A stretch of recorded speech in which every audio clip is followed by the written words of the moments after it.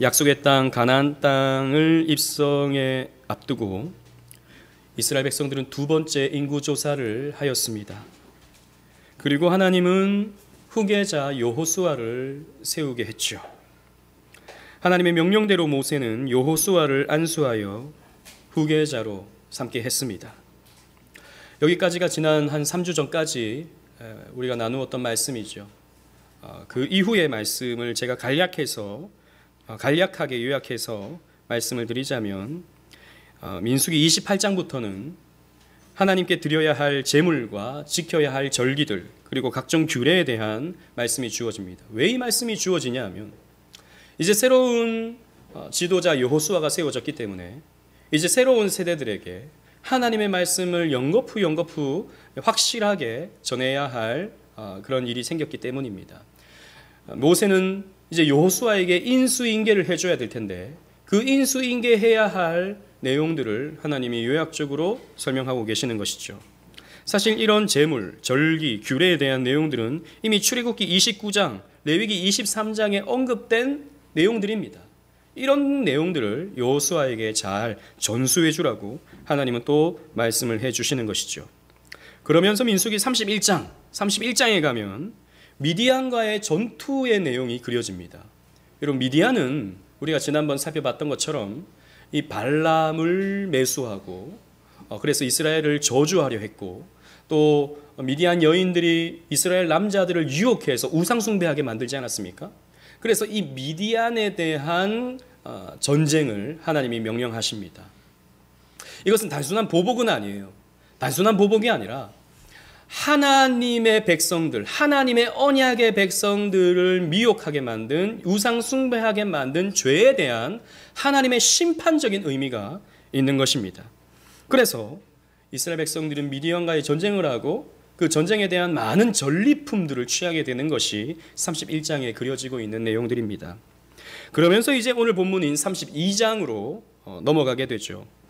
우리 32장 1절을 다 같이 한번 읽어보도록 하겠습니다. 32장 1절입니다. 시작. 르벤 자손과 갓 자손은 심이 많은 가축대를 가졌더라. 그들이 야셀 땅과 길르앗 땅을 본즉 그곳은 목축할 만한 장소인지라. 아멘. 르벤 지파와 갓 지파는 다른 지파보다 더 많은 가축대를 가졌던 것 같습니다. 출애굽할 때 이스라엘 백성들은 나올 때부터 가축의 많은 떼들을 가지고 나왔었죠. 40년 동안 이 가축을 잘 관리했었던 것 같습니다. 이 두 지파는. 또 뿐만 아니라 결정적으로 이 가나안 땅을 향하면서 여러 번의 전쟁을 거치게 되는데, 특별히 민수기 21장에 가면 아모리 왕 시온과 또 바산 왕 옥과 전투를 하게 되죠. 그리고 31장에 보면 이제 아까 우리가 살펴봤던 것처럼 미디안과의 전투를 하게 되는데, 이 전투에서 전리품을 얻게 되는 거예요.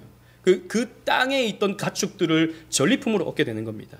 아마도 이 르벤 지파와 갓 지파는 전쟁에 있어서 아주 많은 성과를 냈던 것 같습니다. 그래서 더 많은 전리품을 얻을 수 있게 된 것이죠. 그런데 이렇게 가축대가 많아지게 되면서 자연스럽게 이동하기가 어려워졌습니다. 그렇지 않겠습니까? 가축대를 이끌어서 간다는 것, 이 쉬운 게 아닌데 많은 가축대를 이끌어 간다는 것은 더 어려운 일이 되는 것이죠. 그러다 보니까 이 르벤 지파와 갓 지파는 요단강을 건널 것을 생각하니까 이게 쉽지 않겠다라는 생각을 하게 된 거예요. 이 요단강이 지금은 사실 실개천 같습니다. 정말 우리 저기 청계천 같이 얼마 되지 않는 그런 실개천 같이 지금은 되어 있지만, 이 성경 시대에, 이 출애굽 시대의 요단강은요 한강처럼 컸다고 해요. 그러니까 건너기가 쉽지 않은 강이죠. 지금은 다리가 있고 배가 커서 건널 수 있는 여러 가지의 도구들이 있지만, 이 고대 시대에 강을 건넌다고 하는 것은 목숨 거는 일입니다. 그런데 자기들 몸만뿐만 아니라 이 가축대, 많은 떼들을 이끌고 강을 건너간다는 것이 이 르벤 지파와 이 갓 지파가 생각할 때는 쉽지 않겠다라는 생각을 하게 된 것이죠. 또 뿐만 아니라 이 요단 동편을 봤을 때, 지금 이스라엘 백성들이 머물고 있는 이 요단 동편도 꽤 괜찮은 땅인 거예요. 이 광야 행진을 해나가다가 아무것도 없는 광야 행진을 해나가다가 이 요단 동편도 보니까 나무도 많고 숲도 많고 또 짐승들을 먹이고 살리게 하게 하기가 너무 괜찮은 땅이 되는 것입니다. 그래서 이 땅에 좀 머물면 좋겠다라는 생각을 하게 된 것이죠. 그래서 이 땅을 우리에게 달라라고 하는 청원을 모세에게 하게 됩니다. 오늘은 이 에피소드에 대해서 한번 살펴보고자 합니다. 이 에피소드가 담고 있는 구속사적 메시지가 무엇인지 여러분들과 함께 살펴봄을 통해 은혜를 나누고자 합니다. 우리 본문 4절, 5절, 32장 4절, 5절입니다. 우리 다 같이 한번 또박또박 읽어보도록 하겠습니다. 시작. 곧 여호와께서 이스라엘 회중 앞에서 쳐서 멸하신 땅은 목축할 만한 장소요 당신의 종들에게는 가축이 있나이다. 또 이르되 우리가 만일 당신에게 은혜를 입었으면 이 땅을 당신의 종들에게 그들의 소유로 주시고 우리에게 요단강을 건너지 않게 하소서. 아멘. 보십시오. 우리에게 이 요단을 건너가지 않게 하소서 라고 말하고 있습니다. 야셀 땅은요, 아모리 왕 시온과의 전투에서 얻은 땅입니다. 그리고 길르앗은 바산 왕 옥과의 전투에서 승리하여 정복한 땅입니다. 이 땅들을 이스라엘 백성들이 지금 지나온 거예요. 괜찮으니까. 이거 살기 괜찮은데. 이 땅을 그냥 버려두나? 이런 생각을 했던 것입니다. 그래서 가축대를 이곳에서 키우면 건너가면서 혹시 빠뜨리면 어떡하나? 건너가다가 우리가 또 해를 당하면 어떡하나 생각하면서 이곳에서 키우면 좋겠다라고 여겼던 것이죠. 여러분, 꽤 괜찮은 방법입니다. 굉장히 현실적인 방안이었고 충분히 이해될 수 있는 문제이죠. 그래서 이 두 지파는 모세와 엘르아살과 또 회중 지휘관들을 모아놓고 이 사실을 알리면서 우리로 하여금 이 요단을 건너가지 않게 해달라고 요청을 하고 있는 것이죠. 그러나 이 아이디어는 눈으로 봤을 때는 괜찮은 아이디어지만 믿음에서 나온 생각이 아니었습니다. 이들은 지극히 눈으로 보고 판단한 것이죠. 여러분 본문 1절을 보십시오. 본문 1절을 보시면 야셀 땅과 길르앗 땅을 본즉 그곳은 목축할 만한 장소인지라 라고 하고 있습니다. 여기에서 이 본즉에 해당하는 히브리어가 라아라는 말인데요. 성경에서는 이 라아라는 말이 사용될 때는 믿음과 상반되는 인간적인 판단, 인간의 지극히 감각적인 판단을 표현할 때 이 라아라는 말이 사용되곤 합니다. 그 예가 창세기 3장 6절인데요. 주보를 보십시오. 창세기 3장 6절 다 같이 읽어보겠습니다. 시작. 여자가 그 나무를 본즉 먹음직도 하고 보암직도 하고 지혜롭게 할 만큼 탐스럽게도 한 나무인지라. 아멘. 아담과 하와가 선악과를 봤습니다. 근데 선악과를 볼 때 마귀가 뭐라 그랬습니까? 뱀이 뭐라 그랬습니까? 저 선악과를 먹으면 하나님과 같이 된다 그랬습니다. 눈이 밝아지게 된다 그랬습니다. 이전까지는 너는 하나님에게 그냥 무조건 순종해야 될 존재이지만 그러나 저것을 먹으면 너는 하나님이 되어서 네가 알아서 판단하고 네가 알아서 결정하고 네가 원하는 삶을 살 수 있다라는 말을 했다는 것이죠. 그것을 눈으로 본즉, 여기에서도 라아라는 말이 사용됩니다. 눈으로 보았더니 보암직도 하고 먹음직도 하고 지혜롭게 할 만큼 탐스럽게 보이더라라는 것입니다. 믿음의 대척점에 있는 인간적인 감각인 것이죠. 또 뿐만 아닙니다. 창세기 13장 10절에 보면요, 롯이 나옵니다. 롯이 눈을 들어 본즉 요단 지역을 바라본즉 소알까지 온 땅에 물이 넉넉하고 여호와께서 소돔과 고모라를 멸하시기 전이었으므로 여호와의 동산 같고 애굽 땅과 같았더라고 하고 있습니다. 즉 롯이요, 아브라함과의 갈등이 일어났어요.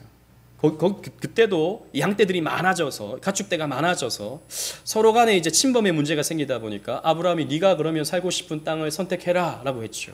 그때 롯이 눈을 들어서 요단을 본즉, 이 본즉이 라아라는 말입니다. 보았더니 이제 소돔 땅이 보이는 거예요. 근데 그 소돔 땅이 어떻게 보입니까? 애굽 땅처럼 보였다 그랬습니다. 물이 많고 막 식물들이 많고 아주 그냥 살기에 좋아 보이는, 육체적으로 살기 좋아 보이는 그런 애굽 땅처럼 보였다라는 것입니다. 믿음의 대척점에 있는 인간적인 감각적인 판단이었죠. 그래서 결국 어떻게 됩니까? 심판을 받게 되는 것입니다. 이 소돔 땅은 심판을 받게 되고 롯은 도망을 갈 수밖에 없는 상황에 놓이게 되었죠. 또 사무엘하 11장 2절에 다윗, 여러분 다윗의 범죄한 이야기를 여러분 잘 알고 있지 않습니까? 저녁 때에 다윗이 그의 침상에서 일어나 왕궁 옥상에 거닐다가 그곳에서 보니 한 여인이 목욕을 하는데 심히 아름다워 보이는지라 기록되고 있습니다. 여기서 보니에 해당하는 히브리 단어가 라아입니다. 즉 다윗이 나태해져 있고 게을러져 있을 때 그의 육체적인 눈으로 무언가를 보았을 때 음란한 것이 보였다라는 것입니다. 그래서 이 다윗이 결국에는 범죄하는 길로 나아가게 되죠. 이렇게 라라는 말은 성경에서 믿음과 대척점에 있는 인간적인 판단의 근거가 되는 시신경적인, 눈으로 보았을 때의 아름다움, 눈으로 보았을 때 괜찮은, 눈으로 보았을 때 효과적인, 눈으로 보았을 때 효율적인 그 무언가, 이런 것을 나타내는 단어인 것입니다. 그런데 이러한 것으로 판단하여 결정할 때 위험해진다라고 하는 것을 성경은 경고하고 있죠. 여러분 그렇습니다. 우리는 눈앞에 보이는 현실만으로 판단할 때 믿음과 상반되는 결정을 하게 되는 경우들이 우리는 너무나도 많습니다. 여러분 우리는 눈을 굉장히 신뢰해요. 그래서 우리가 눈으로 보고 판단하기를 좋아합니다. 눈으로 봐야 이게 진짜다 가짜다 라고 알 수 있다고 생각을 합니다. 그러나 여러분 우리의 눈은 속기가 너무나도 쉽죠. 우리의 눈은 너무나도 잘 속습니다. 여러분 마술쇼 같은 거 보신 적 있지 않으십니까? 그 신통방통하죠. 분명 칼로 찔렀는데 분명 이거 반으로 갈랐는데 사람을 반으로 갈랐는데 이 사람이 나중에 보니까 온전해져 있어요. 이게 어떻게 된 일인가? 우리가 눈으로 봤을 때는 굉장히 신통방통한데 그건 뭐죠? 다 눈속임들입니다. 눈속임들이죠. 또 뿐만 아닙니다. 우리는 삶 속에서 우리가 속고 눈으로 봤을 때 잘못 보는 것들이 굉장히 많죠. 특히 오늘날에는 이런 미디어 사회이다 보니까 그 광고 방송 하나 잘못 보면 너무 맛있어 보이고 너무 괜찮아 보이는데 그래서 그것을 사야겠다 생각해서 구매 결정을 하고 나면 나중에 어떻게 됩니까? 실망하죠. 분명히 그 사람이 입었을 때 괜찮았는데 왜 내가 입으니까 이렇지? 실망하게 되어 있는 것입니다. 눈으로 보면요 잘못된 판단을 하게 되어 있는 거예요. 왜? 우리의 눈은 잘 속기 때문입니다. 그래서 여러분 눈으로는 진리를 판단할 수 없어요. 눈으로 보는 것으로 우리는 진리를 발견해낼 수가 없는 것입니다. 따라서 여러분 저와 여러분들은 눈에 보이는 것을 따라가서는 안 됩니다. 지금 여러분들이 눈에 보이는 형편, 지금 여러분들이 눈에 보이는 여러분들의 상황, 여러분들의 문제, 이런 것들만 바라보면요 여러분들은 결코 믿음의 길로 나아갈 수가 없어요. 왜? 너무 바쁘거든요. 지금 당장 내가 해야 되는 일들이 너무 많거든요.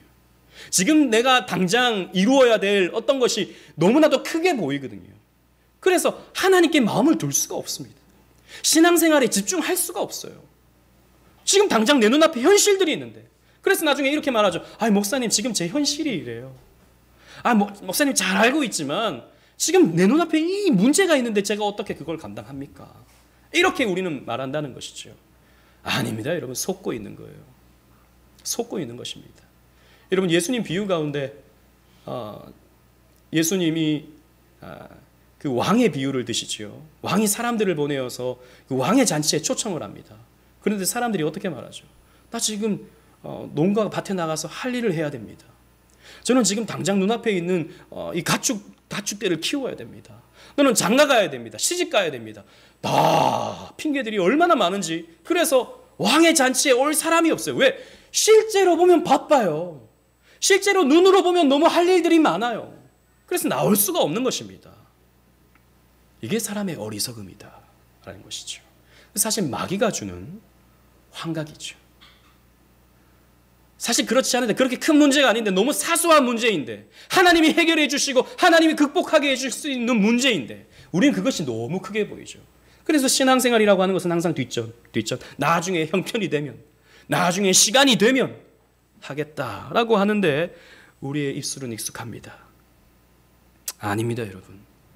우리는 우리의 지금의 형편, 눈으로 볼 수 있는 형편을 바라보는 것이 아니라 변하지 아니하는 완전한 진리인 하나님 말씀을 따라가야 되는 것입니다.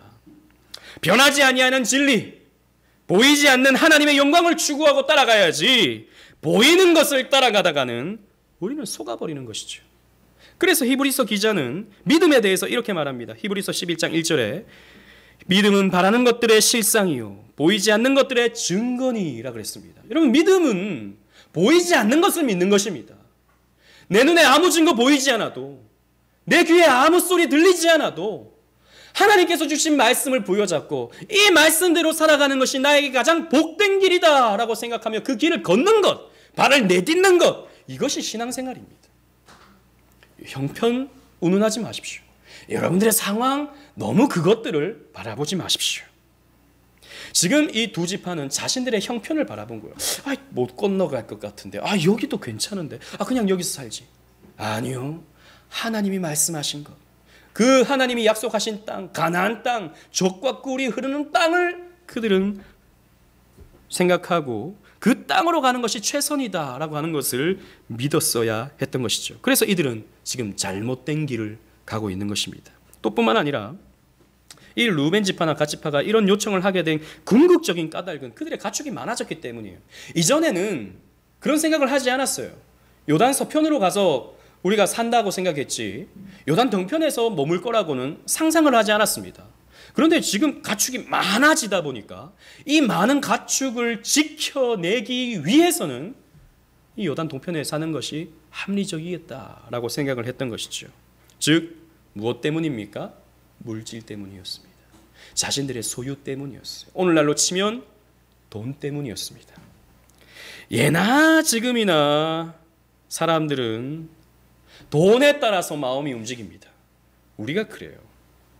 우리는 고상한 것 같지만 돈에 따라서 우리는 마음이 왔다 갔다 합니다. 그래서 부요함, 내가 더 얻을 수 있는 그 소유, 내가 얻을 수 있는 돈, 여기에 우리는 마음을 집중하고 우리는 그 길을 따라가게 되죠. 그러나 여러분, 그렇게 여러분 한평생 살아오셨는데, 그렇게 여러분 지금까지 열심히 살아오셨는데 부자 되셨습니까? 부자 되세요. 인사는 많이 하는데 여기 다 젊은이들이네요. 그래서 우리 그렇게 살아왔는데 별로 부자가 되지 않습니다. 여전히 어렵고요. 여전히 힘듭니다. 그게 우리의 인생이죠. 돈을 따라가면 그렇다라는 것입니다. 그래서 바울은 이렇게 권면합니다. 디모데전서 6장 9절에 부하려 하는 자들은 시험과 올무와 여러 가지 어리석고 해로운 욕심에 떨어지나니 곧 사람으로 파멸과 멸망에 빠지게 하는 것이라. 부하려 하는 마음, 돈을 쫓아가게 되면 결국에는 해로운 욕심에 떨어지고 파멸과 멸망에 빠지게 된다 그랬습니다. 여러분, 요즘에 가장 큰 이슈가 되는 것이 무엇입니까? 가상화폐 아닙니까? 특히 우리 젊은이들 비트코인. 제가 얼마 전에 뉴스를 보니까요, 어떤 사람이 신드머니가 4억이 있었대요. 그것도 많죠. 젊은 사람이 4억이 있었으면. 그런데 한 달 만에 40억이 됐답니다. 10배가 늘어난 거예요. 그러니까 36억을 번 거예요. 그런데 또 한 달 만에 3억으로 시작했는데 40억이 됐다가 4억이 됐대요. 한 달 만에 40억, 또 한 달 만에 4억. 여기 가상화폐 좀 하신 분들이 있습니까? 여러분들에게 그런 일이 일어난다면 여러분 어떻게 되겠습니까? 눈이 뒤집어집니다. 눈이 뒤집어져요. 아니, 여러분 보니까 감각이 없어요. 몇 억, 그건 나에게 상관없는 돈이다 생각을 하는 것 같은데 40억이 보이면요, 내 통장에 찍히는 걸 보면요, 우린 눈이 뒤집어집니다. 그리고는요, 다른 일을 우리는 못해요. 그래서 실제로 이런 가상화폐에 투자하는 사람들이 근로 의욕이 없어진다 그러죠. 왜? 일하면 뭐합니까? 일해봤자 한 달 열심히 일해도 몇백만 원인데 이걸로는 한 달에 몇 억을 버는데 이거 하려고 그러지 누가 일하려고 그럽니까? 요거도 먹으면서 몸 힘들면서 아침 일찍 일어나야 되면서 누가 일하려고 합니까? 그런데 문제는 뭐죠? 이게 요동을 치는 거예요. 그게 내가 써야 돈이지. 그 가상화폐 그 올라갔다 내려갔다 하는데 그게 나하고 무슨 상관이 있습니까 사실. 그런데 사람의 마음은 그렇지 않다는 것이죠. 그러면서 점점 어떻게 됩니까? 이것만 쳐다보게 되면서 점점 파멸로 가게 되죠. 점점 삶이 깨어지고 무너지게 됩니다. 비참해지게 되죠. 결국에 얻는 것은 똑같은데, 결국에 가지는 것은 없는데, 실제로 여러분 가상화폐로 돈 벌었다는 사람도 있지만 잃었다는 사람이 훨씬 많습니다. 세상은 그렇게 녹록하지 않아요. 잃었다는 사람이 훨씬 많습니다. 그러니까 더 비참하게 되는 거예요. 어떤 사람은 주식으로, 제가 어떤 유튜브를 봤는데 어떤 사람은 주식으로 5억을 잃었대요. 5억을 잃었는데 지금 또 주식 할 거냐고 하면 또 하겠대요. 정신 나간 사람 아닙니까? 그런데 또 그렇게 자기는 이때까지의 그 경험으로 앞으로는 더 잘할 수 있겠다는 확신이 또 있는 거예요. 파멸이죠.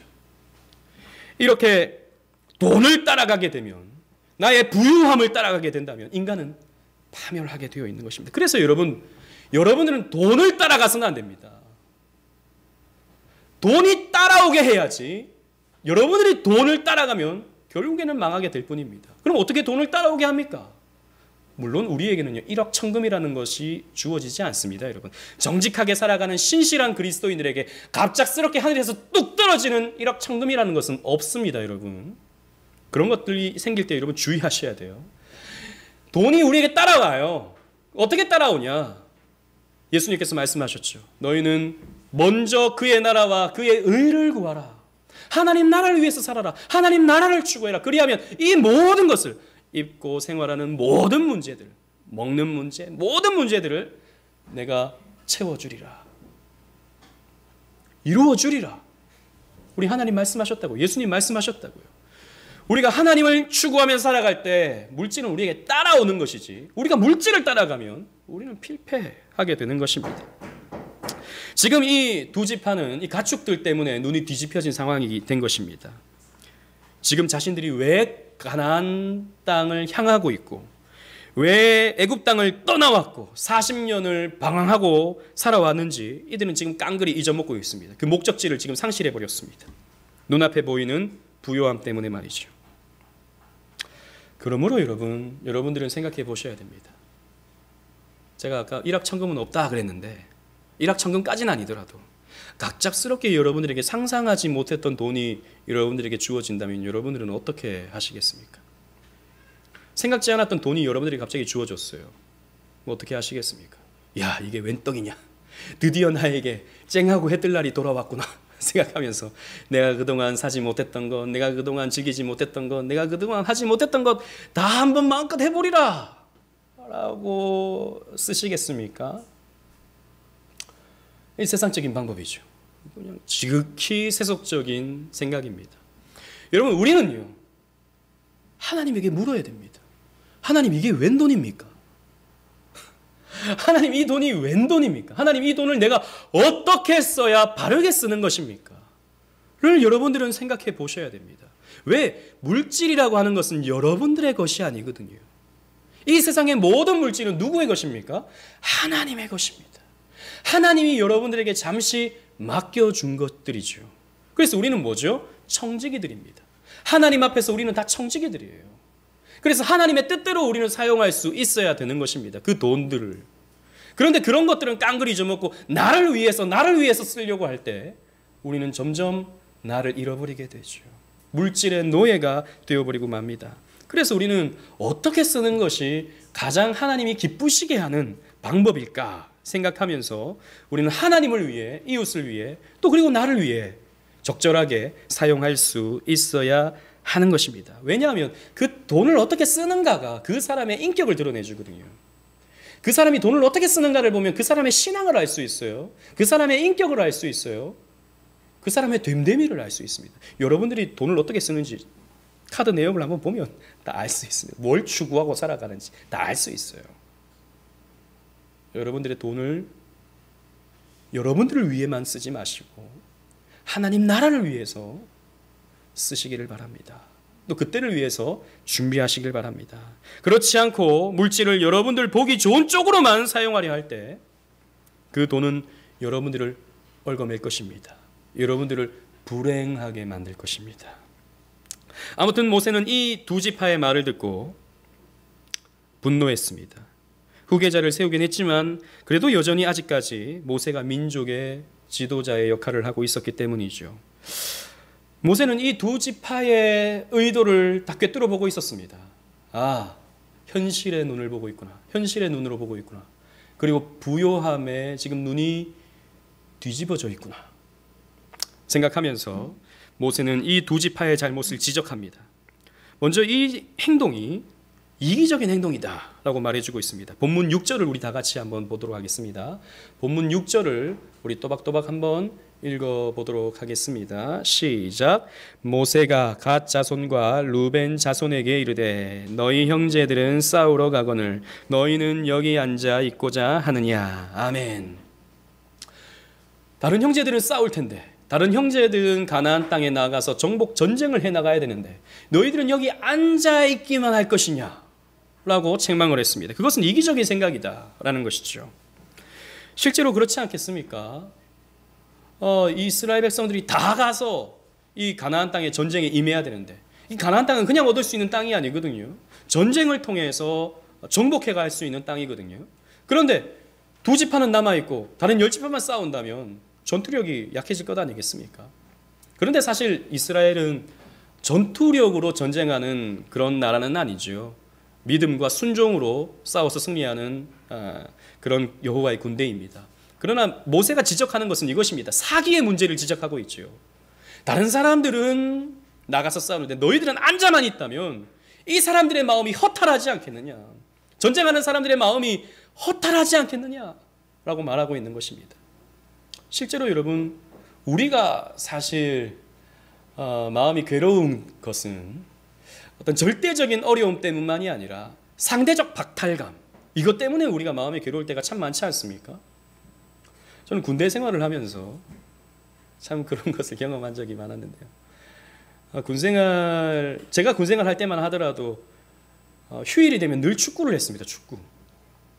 저는 뭐 축구를 좋아하긴 하지만 그렇게 잘하진 못하거든요. 그럼 그때까지 즐겨 하진 않았습니다. 제가 학창 시절에 체육 시간에 고등학생 때는 별로 체육 시간 하는 게 없잖아요. 그냥 공 던져주고 축구하라는 것밖에 안 하잖아요.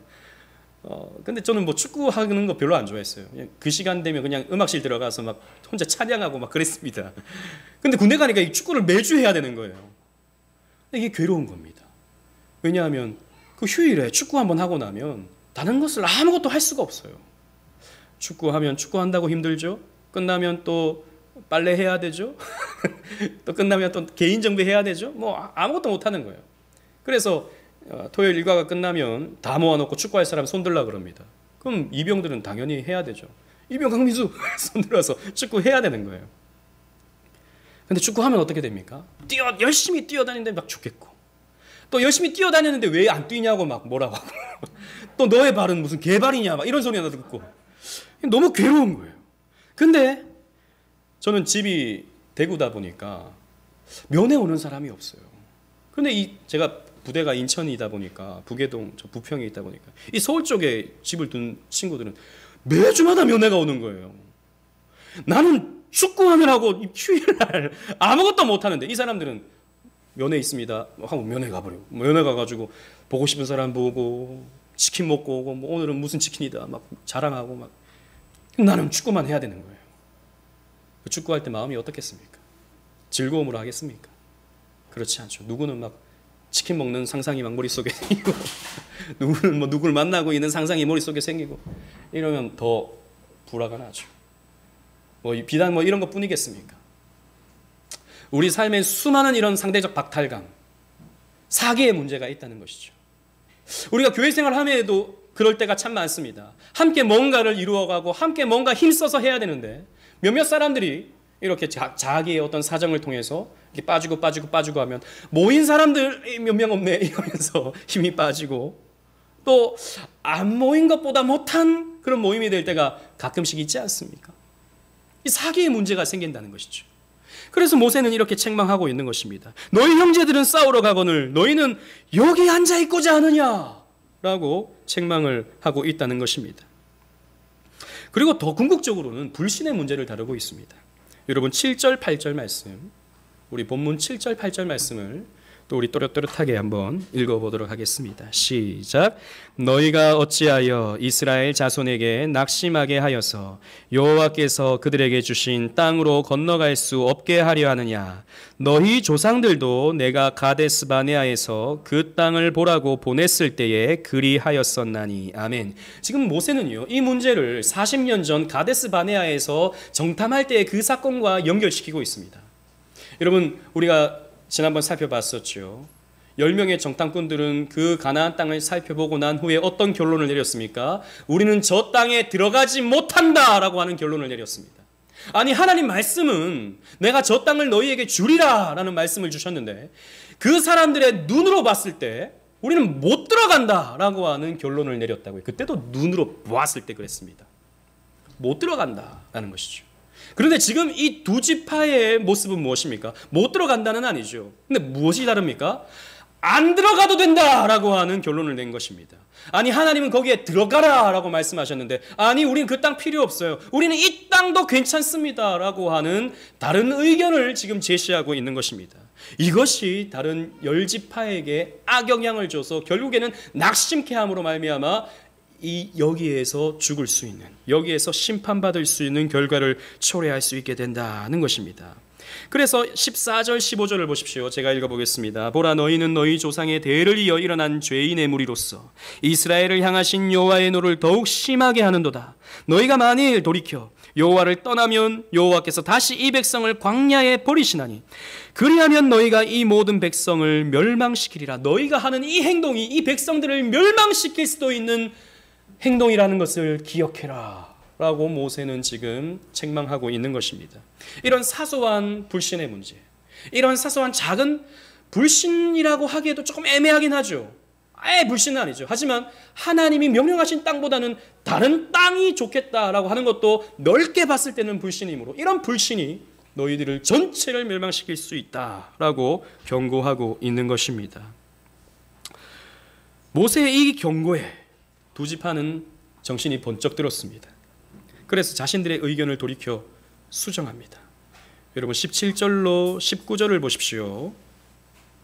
제가 읽어보겠습니다. 이 땅에 원주민이 있으므로 우리 어린 아이들을 그 견고한 성읍에 거주하게 한 후에는 우리는 무장하고 이스라엘 자손을 그곳으로 인도하기까지 그들의 앞에서 가고 이스라엘 자손이 각기 기업을 받을기까지 우리 집으로 돌아오지 아니하겠사오며 우리는 이 요단 이쪽 곧 동쪽에서 기업을 받았사오니 그들과 함께 요단 저쪽에서는 기업을 받지 아니하겠나이다 라고 하고 있습니다. 이 두 지파는요, 자신들의 의견을 수정했습니다. 회개했다는 말은 없어요. 그러나 분명히 이 두 지파는 무언가 돌이키는 자세를 보여주고 있습니다. 견고한 성읍을 짓고 아이들과 여자들을 이 동쪽에 머물게 한 후에 자기들은 가장 앞서 전쟁의 선봉에 서서 싸우겠다고 약속을 하고 있습니다. 그리고 정복이 다 끝날 때까지, 사실 언제 끝날지 모를 일이죠. 실제로는 6년이 걸리거든요. 그 6년이 끝날 때까지 우리는 돌아오지 않겠다라고 약속을 하고 있고요. 그리고 요단 서편에서는 땅을 받지 않겠다. 그 가나안 땅에서는 우리가 땅을 받지 않겠다라고 하는 약속을 했습니다. 적어도 그들의 아버지 세대와는 다르죠. 아버지 세대들은 그저 불평하고 원망하고 불신을 그저 드러내긴 했지만 이 아들들 세대는 그래도 지적과 경계 앞에서 겸손히 마음을 내려놓고 자신의 생각들을 돌이켜서 희생과 헌신의 자리로 나아갔습니다. 여러분, 이게 중요합니다. 희생과 헌신, 이것이 하나님이 받으시는 하나님 백성의 자세이죠. 희생과 헌신 말입니다. 이것을 가장 잘 보여주신 분이 누구십니까? 예수님이십니다. 예수님은 십자가에서 희생하셨습니다. 우리의 모든 죄를 대신 감당하시고자 십자가를 지셨죠. 희생하셨습니다. 그리고 헌신하셨습니다. 자신을 제물로 하나님께 바치심으로 하나님의 공의를 만족시킬 수 있었습니다. 이것이 하나님이 기뻐하시는 하나님 백성의 자세이다라는 것이죠. 그래서 이 두 지파의 이런 의견은 조건부로 받아들여지게 됩니다. 이 희생과 헌신의 자세를 갖추었기 때문입니다. 그래서 모세는요 23절을 보십시오. 23절에 조건부로 허락을 해줍니다. 너희가 만일 그같이 아니하면 여호와께 범죄함이니 너희 죄가 반드시 너희를 찾아낼 줄 알라. 너희가 그 약속대로 하지 않는다면, 너희가 그 희생과 헌신을 하지 않는다면 여호와 앞에서 죄를 짓는 것이고 그 죄가 너희를 찾아서 너희들을 심판하게 될 것이다 라고 하는 경고를 하고 있습니다. 그래서 조건부로, 이 약속을 지키는 조건으로 요단 동쪽의 땅을 허락해 주게 되는 것이죠. 그러면서 오늘 본문 28절로 42절까지 이 루벤 지파와 갓 지파가 얻을 땅이 지정이 됩니다. 어느 땅에 어느 지파가 자리를 잡게 될 것인지 모세가 땅을 지정해 주게 됩니다. 그런데 여기서 갑자기 므낫세 반지파도 이렇게 포함이 되는데요. 처음에는 이 므낫세 반지파가 이름이 언급되지 않다가 나중에 땅이 분배될 때는 이 므낫세 반지파도 포함이 되는데요. 이 므낫세 반지파라는 말이 다른 말이 아니라 므낫세 지파는 반으로 나뉘어지게 됩니다. 반은 서쪽에, 반은 동쪽에. 그래서 므낫세 반지파라고 말하고 있거든요.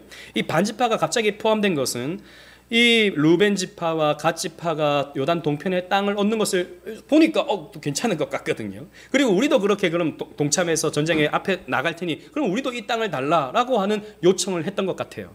그래서 그 사이에서 그런 결정이 이루어지므로 이 므낫세 반지파도 요단 동편의 땅을 얻게 됩니다. 그래도 참 이 세 지파가 그래도 신실했던 것은 약속을 지켜냅니다. 여러분 여호수아서를 한번 펴보십시오. 여호수아 4장 12절 이 말씀은 주보에 있습니다. 여호수아 4장 12절을 우리 다 같이 한번 읽어보도록 하겠습니다. 시작. 루벤 자손과 갓 자손과 므낫세 반지파는 모세가 그들에게 이른 것 같이 무장하고 이스라엘 자손들보다 앞서 건너갔으니 아멘. 여러분 보십시오. 이 세 지파는요 이스라엘 자손들보다 앞서 건너가서 싸웠습니다. 즉 전쟁의 선봉 최전방에 가서 전쟁을 치러냈습니다. 위험을 감수하고서 말이죠. 희생했습니다. 또 뿐만 아니라 여호수아 22장 여러분 펴보십시오. 여호수아 22장 1절로 6절 말씀입니다.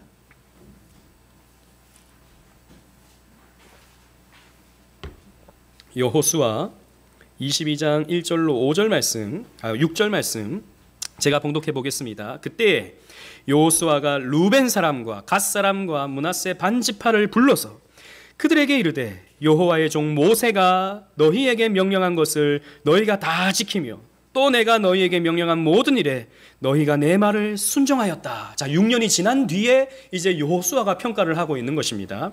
3절을 보십시오. 오늘까지 날이 오래도록 너희가 너희 형제를 떠나지 아니하고 오직 너희의 하나님 여호와께서 명령하신 그 책임을 지켰도다. 칭찬해주고 있죠. 이제는 너희의 하나님 여호와께서 이미 말씀하신 대로 너희 형제에게 안식을 주셨으니 그런즉 이제 너희는 여호와의 종 모세가 요단 저쪽에서 너희에게 준 소유지로 가서 너희 장막으로 돌아가되 오직 여호와의 종 모세가 너희에게 명령한 명령과 율법을 반드시 행하여 너희의 하나님 여호와를 사랑하고 그의 모든 길로 행하며 그의 계명을 지켜 그에게 친근히 하고 너희의 마음을 다하며 성품을 다하며 그를 섬길지니라 하고 여호수아가 그들에게 축복하여 보내매 그들이 자기 장막으로 갔더라 그랬습니다. 6년이 지난 뒤에 판단해 볼 때 여호수아가 보니 이 세 지파는 가장 전쟁에 앞장서서 선봉에 서서 전쟁을 하였고 6년 동안 자기 집으로 돌아가지 아니하고 요단 동쪽으로 돌아가지 아니하고 요단 서쪽에서 정복이 다 이루어질 때까지 자신들의 책무를 다한 거예요. 그래서 여호수아는 이 세 지파를 축복했습니다. 축복하면서 뭐라 그럽니까? 너희들이 하나님의 말씀을 잘 지켜야 된다라고 하는 권면을 덧붙였죠. 여러분 말씀을 맺겠습니다. 이 말씀을 잘 기억해야 됐습니다. 이 세 지파는 하나님의 규례, 하나님의 명령, 하나님의 율법, 하나님의 말씀을 잘 지켜 행해야 했습니다. 사실 그 땅은 위험한 땅이었거든요. 왜냐하면 아무래도 성전 중심의, 성막 중심의 신앙생활 하기에는 어려운 땅이었습니다. 아까도 말씀드렸다시피 요단강은 큰 강이었다 그랬습니다. 그런데 그 지파들이 수많은 사람들이 한꺼번에 이 절기가 되었을 때 건너와서 예배를 드리기가 이게 말처럼 쉬운 것이 아닌 것이죠. 여러분, 우리 교회도 멀리서 오시는 분들이 있습니다. 제일 멀게는 용인에서 오셔요. 사실 이게 쉽지가 않죠. 이게 쉽지가 않아요. 그냥 오면 되지라고 하지만 현실적인 문제들이 있습니다. 길이 막히거나 비가 많이 오거나 눈이 많이 오거나 이러면 아무래도 이게 잘 되지 않죠. 그래서 가능하면 교회는 가까우면 가까울수록 좋습니다. 마찬가지입니다. 요단강을 건너 있는 동편은 이런 여호와 신앙, 이 성전 중심적인 신앙을 지켜내기가 쉽지 않았습니다. 그래서 마음을 다하고 정성을 다해서 이 하나님의 말씀을 지키고자 애써야 되는데 시간이 지나면서 이게 스멀 풀어지게 되는 것이지요. 그래서 이후에 아수르가 이스라엘을 침략해 올 때 가장 먼저 포로로 끌려가는 사람들이 이 요단 동편의 사람들입니다. 주보를 보십시오. 역대상 5장 26절 말씀 다 같이 한번 읽어보도록 하겠습니다. 시작. 그러므로 이스라엘 하나님이 아수르 왕 불의 마음을 일으키시며 아수르 왕 디글랏빌레셀의 마음을 일으키시매 곧 루벤과 갓과 므낫세 반지파를 사로잡아 할라와 하볼과 하라와 고산 강가에 옮긴지라. 그들이 오늘까지 거기에 있으니라. 아멘. 보십시오. 아수르가 침략해 들어왔을 때 이 세 지파가 가장 먼저 무너져 버렸습니다. 그리고 포로로 끌려가 버렸습니다. 비참한 살육에 빠져버리고 말았습니다. 첫 단추가 잘못 깨진 것이죠. 물론 이들의 희생과 이들의 헌신으로 그 땅을 허락받긴 했지만 첫 단추가 잘못 깨어졌던 것입니다. 그래서 이런 비참한 결과를 맞이하게 된 것이죠. 아브라함의 조카 롯도 마찬가지입니다. 눈에 보기 좋았던 그 소돔 땅을 선택했을 때 그 소돔 땅에는 하나님께서 심판하사 유황불이 내려와 버리는 그런 결과를 맞이하게 됩니다. 따라서 우리는요, 우리 눈에 보이는 우리 형편들, 우리 눈에 보기 좋은 어떤 부요한 것들, 이런 것들이 선택의 기준이 되어서는 안 되는 것입니다. 우리는 오직 하나님 말씀을 붙들고 하나님 말씀이 가라면 가고 하나님 말씀이 멈추라면 멈추고 하나님 말씀이 하라면 하고 하나님 말씀이 하지 말라면 하지 않는 계시 의존적인 신앙의 자세가 저와 여러분들에게 필요한 것입니다. 그렇게 살아갈 때 우리는 가장 행복해질 수 있고 그렇게 살아갈 때 우리는 가장 복된 인생을 살아갈 수 있는 거예요.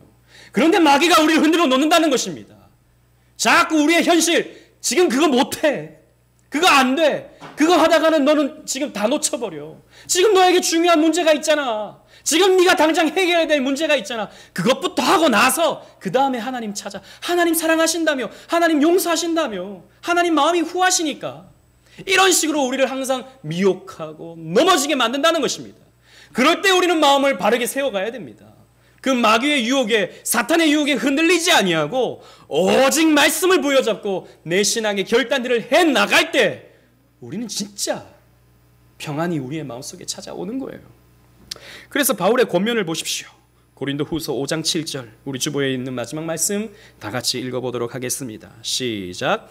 이는 우리가 믿음으로 행하고 보는 것으로 행하지 아니함이로라. 아멘. 그렇습니다, 여러분. 우리는 믿음으로 행해야지 보는 것으로 해서는 안 된다. 마치 오늘의 말씀을 요약적으로 사도 바울은 말해주고 있습니다. 이 말씀을 지킴으로, 이 말씀을 가슴속에 새김으로 하나님이 주시는 저 적과 꿀이 흐르는 가나안 땅에서의 복락을 누려가시는 저와 여러분들 되시기를 주님 이름으로 축원합니다. 아멘.